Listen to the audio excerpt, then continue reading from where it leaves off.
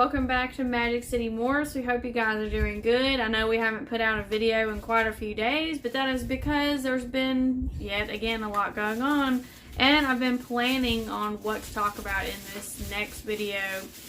So if you remember, last time in our other weekly breeding update video, I talked about that we would start doing a series on how to start a ball python breeding business, if that's something that you might be interested in. So we're going to tell you a little bit about how we got started here at Magic City Morphs, how you can get started yourself, and some tips and tricks to kind of get you on the road to your first clutch. Joining me today is my niece, Chloe Brooks Smitherman, and then obviously we've got Ren in the background back here playing in her playpen. So everybody's in here and we're ready to talk about some stuff, and we hope you guys enjoy today's video. So when it comes to thinking about starting a ball python breeding business, where do you even begin with something like that? I know that was the question that we were asking when we started about 2 years ago. And actually us getting into breeding snakes wasn't really what we were going to do in the beginning anyway. We had gotten Lucian, which you've seen him before. So here's Lucian. He was our very first snake we ever got, and we had only intended in the beginning on having a pet ball python. So breeding was not even on our radar.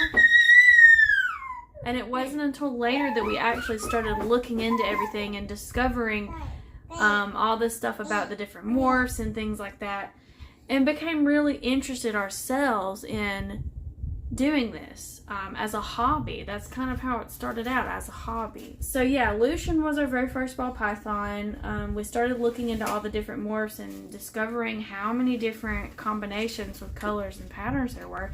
And we thought to ourselves, what in the world, you know, how could we start doing this ourselves? You know, where do we begin? So we went straight to YouTube, guys. We went straight to YouTube and we started watching a lot of tutorial videos on breeding from a lot of the big breeders. And we learned a lot that way. We wanted to learn about the genetics first because we wanted to learn about, or we wanted to decide, you know, what do we even want to do? Like, what morphs and genetics do we even want to work with? And once we figured that out, we started looking into the money aspect of it. Like, how much were we going to need to spend to get started with this?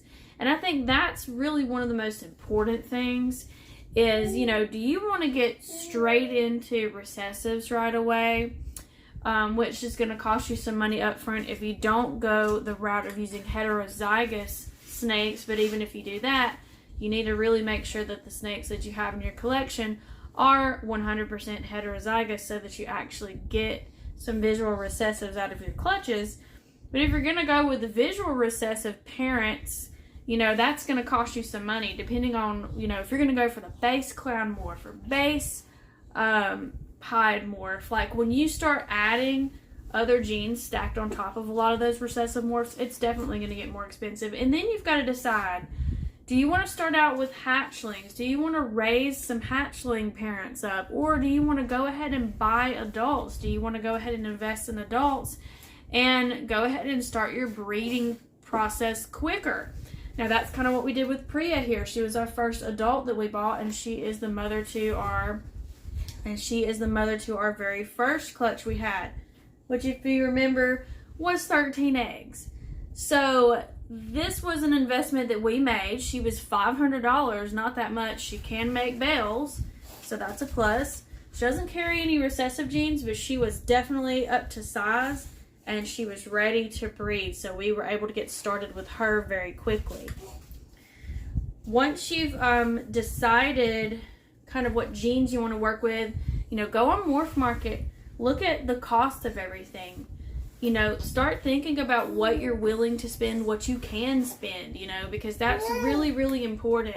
You don't want to overspend, especially if you're going to start out raising your parent snakes or your breeder snakes from hatchlings, because then you run into a problem where you don't have a budget anywhere else to get any equipment or any other supplies that you might need along the way. You're gonna have to decide, you know, if you want to go with a rack system like we did. We bought one from Shea Serpents. That was our first rack system.